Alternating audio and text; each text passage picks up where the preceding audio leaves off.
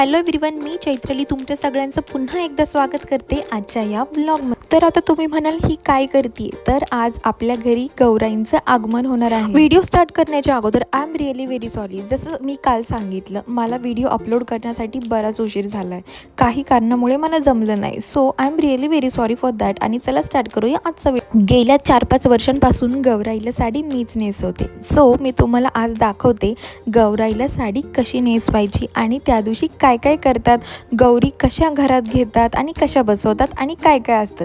चला आपण एकत्र बघूया। आमच्याकडे गौराईचं काय साचा वगैरे नाही आहे, सो हे एक लोखंडाचं स्टँड आहे, त्यालाच मी परकर गुंडाळून घेतलाय आणि त्याला पिननी टक करून घेतलंय।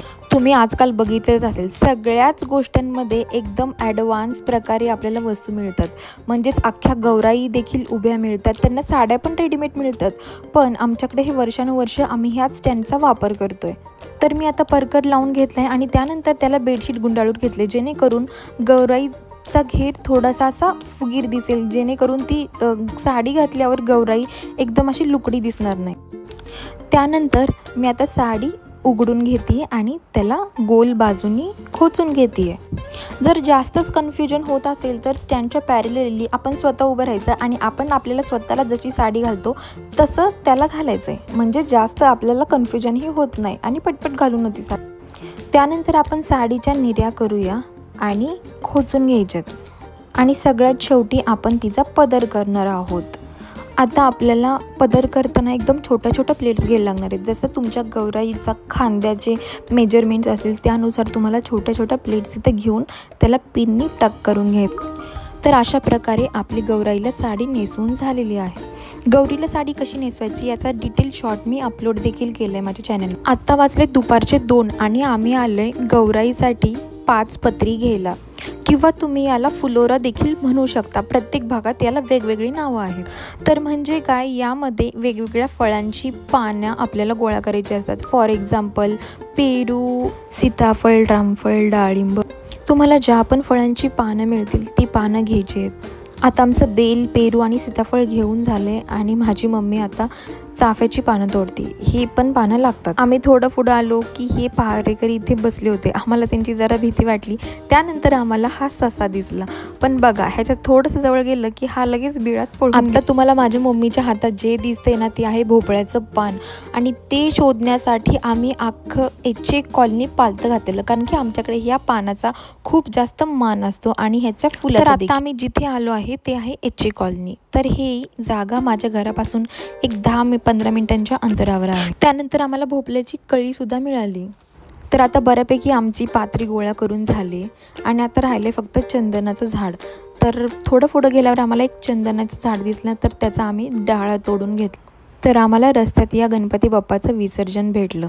त्यानंतर आम्ही घाईघाईत घरी आलो, कारण की याच दिवशी आपल्याला गौरी घरात घ्यायच्या होत्या, म्हणजेच गौराईंचं आगमन करायचं होतं।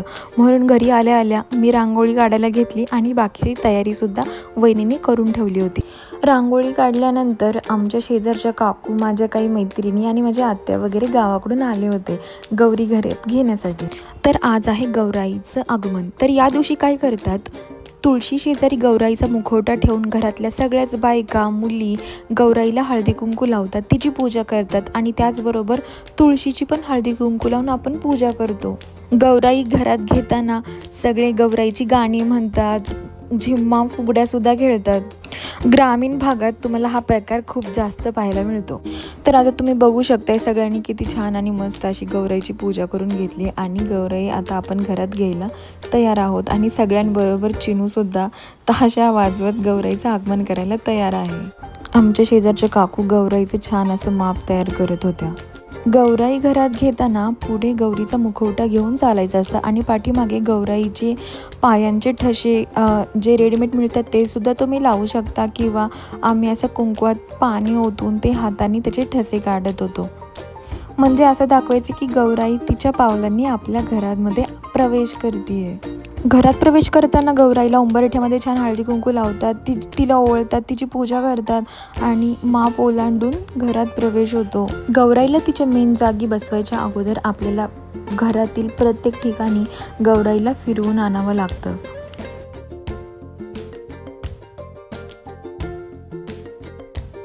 आणि या कार्यक्रमाला जेवढं जास्त मुली बायका असतील तेवढंच छान वाटतं. आधीच्या काळात किंवा गावाकडे ज्या म्हाताऱ्या बायका असतात, आजी असतात, त्या गौराईची छान आणि मस्त अशी गाणी म्हणतात. पण माझी आजी आजारी असल्यामुळे ती काही इथे येऊ शकत नाही आणि त्यामुळे आम्ही TV वरच गाणे लावले होते. जसं मी तुम्हाला व्हिडिओच्या सुरुवातीला सांगितलं, मी गौराईला साडी सकाळीच नेसून ठेवली घाई कमी होण्यासाठी. आणि आता आम्ही सगळे मिळून गौराईला फायनल टचअप देत होतो. आणि आमच्या काकू फायनली गौराईचा मुखवटा उचलून तिला तिच्या जागी बसवत होत्या. मग आम्ही गौराईला दागिने, गजरा, बांगड्या घालून छान आणि मस्तपैकी तयार केलं. आजकाल लोक गौराईला वेगवेगळ्या प्रकारच्या साड्या नेसवतात, वेगवेगळ्या प्रकारची कपडे म्हणजेच घागरा वगैरे देखील घालतात. पण आम्ही महाराष्ट्रीयन पद्धतीनेच गौराईला साडी नेसवली होती. तर तुम्हाला आमच्या गौराईची साडी आणि गौराई कशी वाटली मला कमेंट करून नक्की सांगा. आणि आता माझी वहिनी गौराईच्या ओटीचं तयारी करते आहे. त्यासाठी ब्लाऊज पीस, नारळ, तांदूळ, खोबरं हे सगळं एकत्र करून त्याला हळदी कुंकू लावून माझ्या वहिनीने गौराईची ओटी भरली. आता तुम्ही म्हणाल एकच गौराई कशी काय बसवली, काय काहींकडे 2 असतात. तर आता हे अवलंबून असतं प्रत्येकाच्या परंपरेवर. कुणाकडे 1 गौराई असते, कुणाकडे 2 गौराई असतात. आता आमच्याच गावाकडच्या भागांमधल्या लोकांकडे 2 गौराईसुद्धा असतात, पण आमच्याकडे 1च असते. आज आहे दिवस 6वा. तर आज आहे गौराईचं हळदी कुंकू आणि हे माझ्या मम्मीने करंज्या बनवल्या होत्या. तर आम्ही गौराईसमोर थोडंसं डेकोरेशन करणार आहोत. आणि ही छान अशी रांगोळी माझ्या या मैत्रिणीने काढली होती. आणि गौराई पूजनच्या दिवशी आमच्याकडे पुरणपोळीचा नैवेद्य दाखवतात. आम्ही गौराईचे पुढे असे छान वेगवेगळ्या प्रकारचे लाडू, करंज्या, चकल्या आणि खाण्याचे पदार्थ मांडले होते. तर गौराईची सजावट करण्यासाठी आपल्याकडे ज्या पण शोकेशमधल्या वस्तू असतील, ज्या पण शोच्या वस्तू असतील त्या आपण सगळ्याच गौराई पुढे ठेवतो. लहान मुलांची खेळणी किंवा डाळी, घरात जे पण असतील शेंगदाणे, परत धान्य, फळं, ते सगळे आपण छान अशी गौराई समोर मांडून त्याची आरास करतो.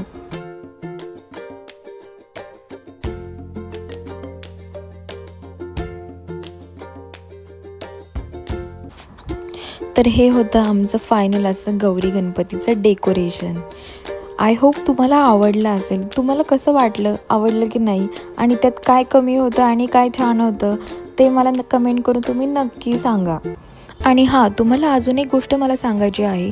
या व्हिडिओमध्ये गणपतीचा जो फेटा दिसतोय तो मी स्वतः माझ्या हाताने बनवला होता. आमच्या घरात जे पण कपडे होते, माझ्या मम्मीचे जे ब्लाऊज पीस होते जे ती वापरत नाही, त्याचा मी बनवला होता. मला त्याचा ॲक्च्युली लॉंग व्हिडिओ बनवायचा होता, पण मी एक छोटासा शॉर्ट व्हिडिओ बनवला आहे आणि तो माझ्या अकाउंटवर अपलोड केला आहे. तो तुम्ही नक्की बघा. आणि हो, तुम्ही हा फेटा पण कसं झालं ते मला नक्की सांगा, म्हणजे मी तुम्हाला अजून नवीन नवीन गोष्टी तयार करून दाखवील.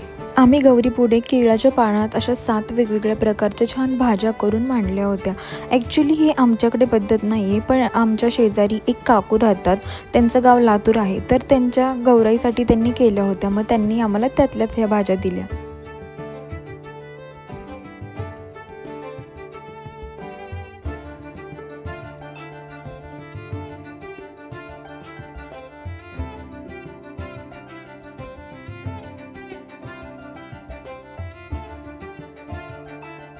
आमच्या घरातल्या सगळ्यांनाच डेकोरेशन करायची खूप जास्त आवड आहे, पण आमच्याकडे काय ना जागाच खूप कमी आहे. त्यामुळे जागेत जेवढं बसेल तेवढंच आम्ही डेकोरेशन करतो. आय होप हे पण तुम्हाला आवडलं असेल. आणि तुम्हाला एक गोष्ट सांगू का, मी एक गोष्ट नोटीस केली आहे, जेव्हा गौराई येते तेव्हा गणपतीचा चेहरा एकदम असा खुललेला असतो. म्हणजे आय डोंट नो तुम्ही केली का नाही, पण मला नेहमी वाटतं असं. आजच्या दिवशी म्हणजेच गौरी पूजनाच्या दिवशी सगळ्या बायका एकमेकांच्या घरी हळदी कुंकवाला येतात आणि गौराईला देखील हळदी कुंकू लावतात. आणि गौराई पूजनानिमित्त आमच्या घरातल्या सगळ्या बायकांनी गौराईची आरती केली. आणि आरती करायला आज आम्हाला 10 वाजून गेले होते, कारण की बायकांचं हळदी कुंकूच संपत नव्हतं. तर असा होता गौरी पूजनाचा दिवस. तर आज आहे सगळ्यांनाच न आवडणारा म्हणजेच अनंत चतुर्थीचा, म्हणजेच आपल्या बाप्पाला निरोप द्यायचा दिवस. तर आज आम्ही घरातली शेवटची आरती केली बाप्पाची आणि बाप्पाला नजर काढून बाप्पाच्या हातात काळा दोरा बांधला. त्यानंतर बाप्पाला फायनली पाटावरून उचलून आम्ही सगळ्या घरात फिरवून आणलं आणि बाप्पाला विसर्जन करायच्या दिशेने निघालो.